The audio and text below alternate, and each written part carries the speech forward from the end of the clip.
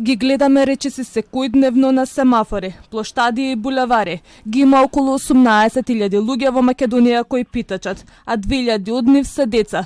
Ги организира мафија кој од нив заработува милионски суми, а некои од нив се и претепувани, а девојчињата злоупотребувани за сексуални услуги, тврди Илја Јовановиќ од невладината градиме идни на Скопје.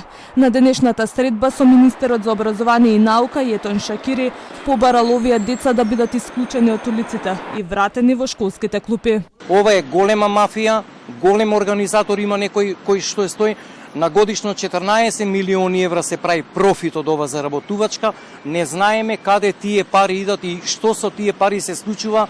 Само имаме информација дека организаторите живеат луксузен живот на нивни грб, дури 3 деца имат претепано до смрт да им ги земат парите, каде што едно дете секојдневно што питачи во 8 работни часа, детето профитира од питачење од 3000 денара до 5 за една смена, за едно дете зборуваме. Министерката за труд Јована Тренчевска не е запознаена со овие тврдења на Јовановиќ, дека децата се злоупотребуваат за пари.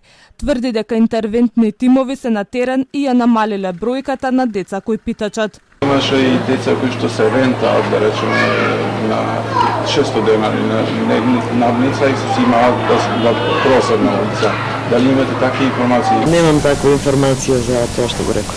Пред да дојде зимскиот период во овој наредните месец-два, ќе работиме на поголема присутност на тимовите на оние места кои што се најфреквентни, каде што често ги среќаваме децата на улица.